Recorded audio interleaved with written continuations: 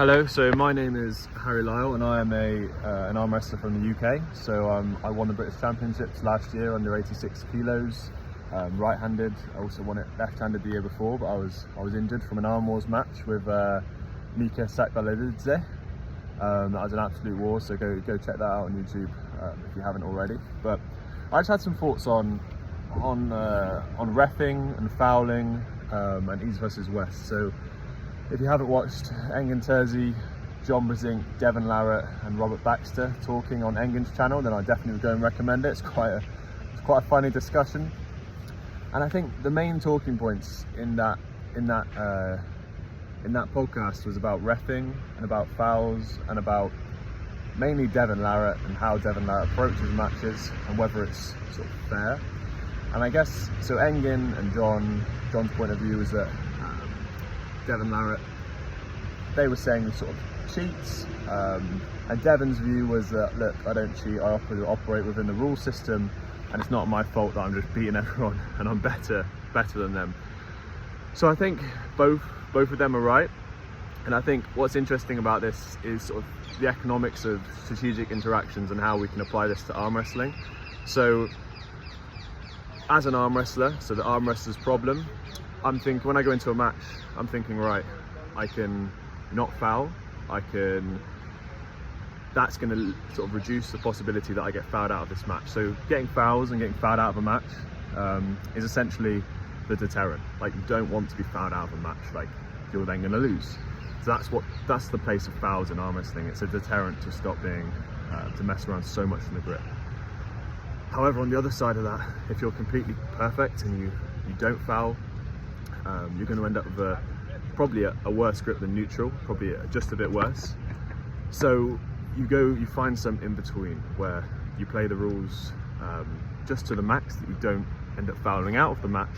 You get just a good enough setup that you don't foul out, but it's probably better than the other person, and you can then hopefully beat them. So that is the optimal strategy. So in the eyes of Devon Larratt, we have a rule system, and he knows he can push the refs, he can keep going, he can get warnings, he can get fouls, and he can, within the system, legally and fairly, he can look like he's messing people around and he's not getting a fair grip and he's not arm wrestling them, but he is, within the rules he is.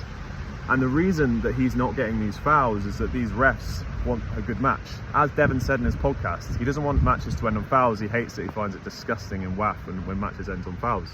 So he's saying that publicly. He hates matches ending on fouls, and everyone hates matches ending on fouls, so he knows that.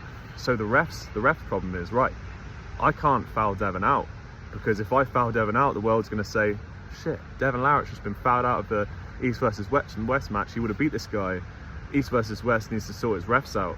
So now Devon's conditional on this knowledge, so he knows this is how the refs are thinking. They need good matches, they're not going to ref it like waff, they're not going to foul him out. Devon's problem now changes.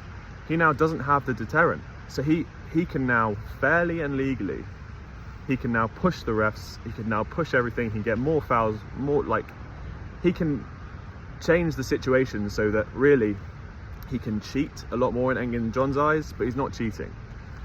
So I think the solution to this is that the refs need to bring back this deterrent. If Devon Larratt is not operating within the rule system, they need to foul him, they need to give him warnings, and they need to give him fouls. He'll complain, he'll cry about it.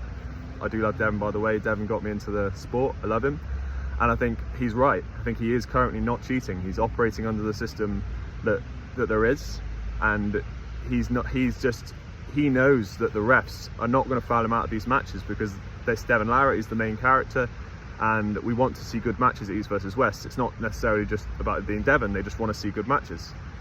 So at the end of the day, the refs need to bring back this deterrent, because otherwise there's no strategic decision by the arm wrestler. Like, his dominant strategy is to just cheat the fuck out of it, because he's going to get, oh, shouldn't have swore maybe, but it's to just cheat, because he's going to get, regardless, he is going to get a match that starts, because they want to see good matches.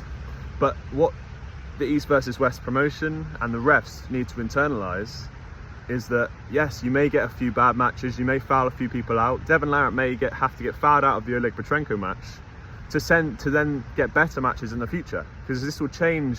Devon's dominant strategy will no longer be to cheat as much in John Engen's eyes. I personally don't think he's cheating. I'm just sort of using that term quite loosely.